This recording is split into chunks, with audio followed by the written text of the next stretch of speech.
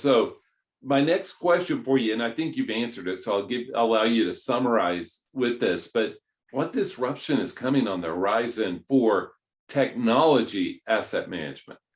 Oh, wow. Considering Technology Asset Management Global Summit only was born about 2 minutes ago, you've removed the gatekeeping already, Jeffrey. I'm loving it. And David was the gatekeeper. So, now that he's given up the key. No, come on. I'm all for evolving. I'm all for maturing the TAM industry. God, there's going to have to be some name changes out there. So, disruption on the horizon from a technology and ITAM perspective. Definitely, exactly like you mentioned there. ITAM broadening in its horizons into things outside of IT assets. I think this has been going on for years anyway in some organizations, especially like you mentioned, hospital construction organizations, retail, etc. That they have to manage non-IT assets in their CMDBs and AMDBs anyway. But I think, more of that, embracing that, opening your arms up and, releasing your central hub for hardware out into the wilderness that is non-IT stuff is absolutely required. In terms of ITAM growing, FinOps, I'm kind of semi-late to the party on that one, as I only started really looking into it at the beginning of last year. But, straight away, just reading the materials, reading things like, Rich Gibbons' all of his posts and Kylie Fowler and stuff. And it's like, oh, okay, I need to kind of look into this a bit more. There seems to be some synergies here. And actually doing it in practice then as well for some clients has been like, this is awesome. Like this is the natural next step for ITAM to start evolving and supporting the organizations. And I think, again, maybe less of a disruptor, but something that's coming back, something that we should have been doing, the past 10 odd years. Again, you mentioned is that supply and management side of things, especially, like I said, on the hardware, simply because the world is a strange place at the moment.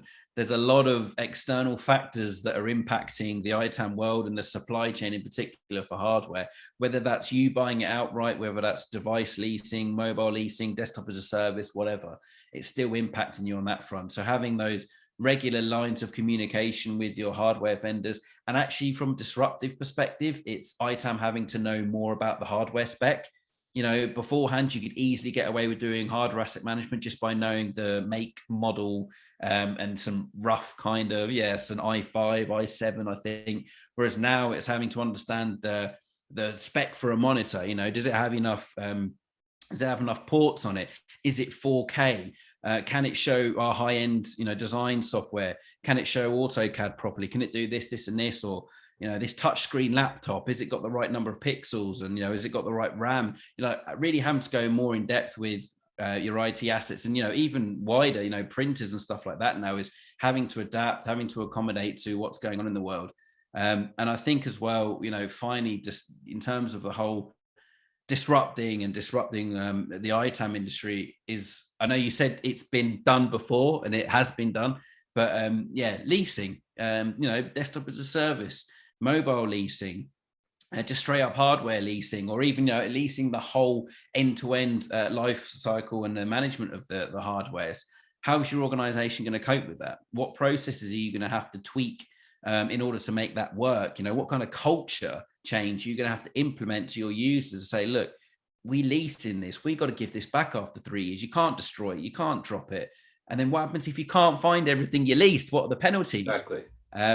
And so I think, as I'm seeing more and more organizations at least have that conversation about leasing their hardware equipment, or even doing that full service of having the hardware and their M365 all in one kind of managed service. I think that's going to be disruptive, because as we're looking to support the planet more with green IT, be going on to ESG boards, for example, on how we're doing IT asset disposition, what that equates to in terms of supporting the environment, what we're recycling. If you're then going down the leasing route, you're still actually having an impact because you're giving stuff back, you're not hoarding it. But how does that support your green initiatives? How does that support your green IT and ultimately your reporting as well? So look, there's loads of stuff out there, right? There's so much stuff that is going to have a positive, but maybe scary impact on ITAM, because you're going to have to broaden your mind, Gonna have to learn some new stuff. There's going to be some new terminology, new acronyms, right, Right. Jeffrey, like TAM for technical asset management.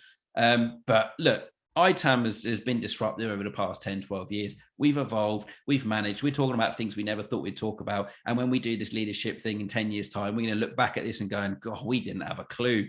This is Right. so broad now. We've got all this new stuff that we're managing. Yep. And it's like I said, the rates of change are picking up. You said last 12 years. Yeah. I think the next 4 will have more change than the last 12. And Wow. just think about even just the thought of what sustainability looks like will Yep. change it. It'll be a big disruption, not to mention cloud and all that other stuff. And For sure. because 12 years ago, we didn't care how we disposed of things. Now we care. Some people still don't. I know. I can't. I have many stories that I can't share on the air. Many. And You'll have to do. Do you know what you'll have to do? The Global ITAM Summit After Dark kind of version, where it's like post. Saying, man, like back in the day, and there's some big companies that we would be shocked. And now, it's kind of like at the beginning of this pandemic, there were companies that said we love our people and then furloughed them, and now saying we love our people, and they're like, Get back in the office now. Yeah. Maybe people forgot, and that's how it is with this, is that, it doesn't take too much research now to go back and find that.